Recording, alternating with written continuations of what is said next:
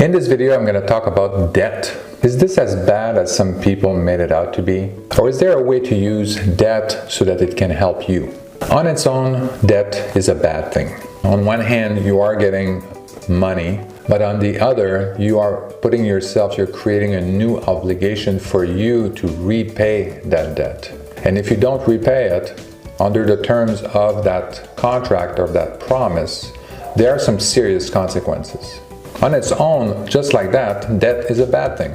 So you don't want to enter into a debt situation without some good reasons. So how can you use debt so that it is good for you? In order for debt to be good, then the benefits have to outweigh the obligations and the consequences of not paying that debt, right? So one of the benefits could be that it helps you get closer to your goal. So if your goal is to achieve financial freedom, this debt is going to allow you to increase the amount of passive income that you receive. One of the components of the debt, obviously, is some kind of interest, right? So an annual interest rate that you may pay, on a monthly basis, compounded monthly or something like that. Now, how you use that debt, the money from that loan, is also very important. You want to make sure that the annualized return on the investment that you're doing with that loan is higher and significantly higher than the interest rate that you are paying on that loan. So you're basically having a little bit of an uplift on your return, and you're basically making a profit on that difference between that return on your investment and the interest rate on the loan. When you calculate the interest rate of the loan, make sure that you include the total interest, right? So if you have fees and points and stuff like that, you want to make sure that this is all part of the cost of the debt. This is very important. Tax is also a very important component in all your investments. So if you are taking on a debt, you want to make sure that the interest of that debt is something that can be tax deductible. With debt, inflation works in your favor. So if you are taking a mortgage, for example, a 30-year mortgage, and you have to pay $500 a month for that to repay that loan, that mortgage, the $500 at the beginning of the loan is going to be much more significant. It has much more purchasing power than $500 30 years from now. Inflation is working in your favor at that point. So you want to take a term on the loan that is as long as possible in order to basically, especially if you're going to keep that asset for a very long time, you want to have it as long as possible so that the inflation is working for you. If you need a shorter term loan, you want to make sure that the term of the loan is at least as long as the duration of the project. So you don't want to have like a 12-month project and have a loan basically for the first 6 months, and then you're going to have to scramble in the middle to find another loan to complete the project. So just find a loan that's going to be able to cover logically the term of that project, so that you're not scrambling somewhere in the middle, and that could derail your project or actually cancel the whole thing.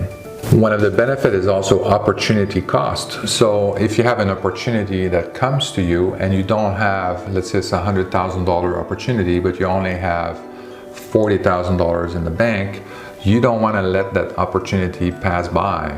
So having a loan is basically allowing you to take on this opportunity, take on this investment. You still have to make sure that the term is the right duration, etc. You also still want to make sure that the interest rate and the total interest cost of the loan is still makes sense, is still lower than the annualized rate of return of your investment.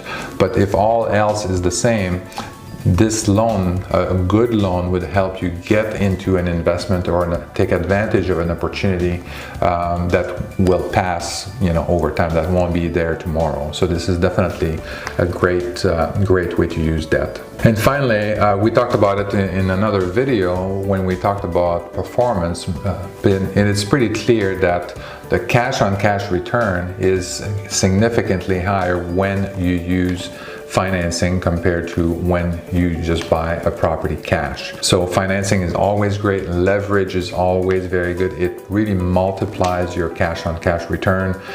So it's all, if you have a good thing, if you have a good return up front, financing will almost, unless the cost of interest on the loan is horrible, in most cases it's going to make a very profitable business. You're going to really increase your cash on cash return if you use financing. And this is where a lot of people get tangled up.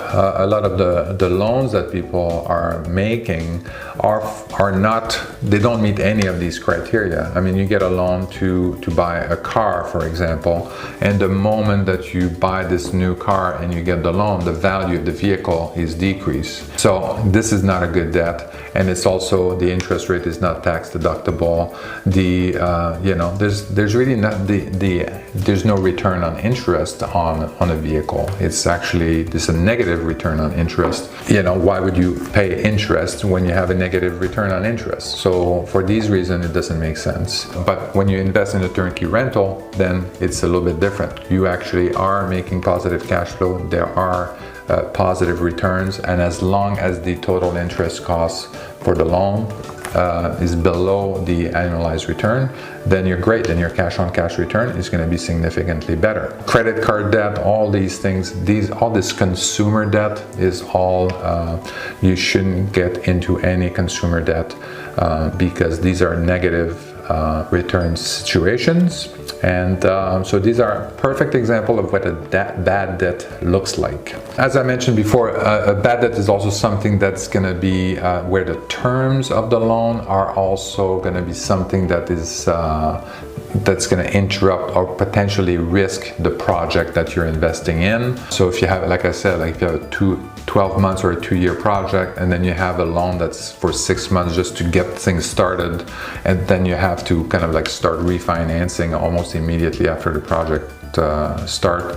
So these are the kind of situation you want to avoid. And also high interest rate, or rates that have like too many points and the total cost of interest is higher than the annualized rate of return on your project. So these are examples of bad debt. Well, thank you for watching this video. In my opinion, as long as you stay away from consumer debt and that you line up your total cost of interest and the terms of the loan with the investment that you're making, I think debt is a good thing. It maximizes your return, as we discussed, and it allows you to take advantage of opportunities that are being offered to you. I hope you learned something in this video. Don't forget to click the thumbs up that you like the video so that this video can be distributed to a broader audience. If you like anything that deals with entrepreneurship, investment, real estate, financial freedom, make sure you subscribe to my channel and click that notification bell to be notified whenever a new video is published on my channel. Watch the rest of the videos on that channel, and don't forget to click the thumbs up. Thank you.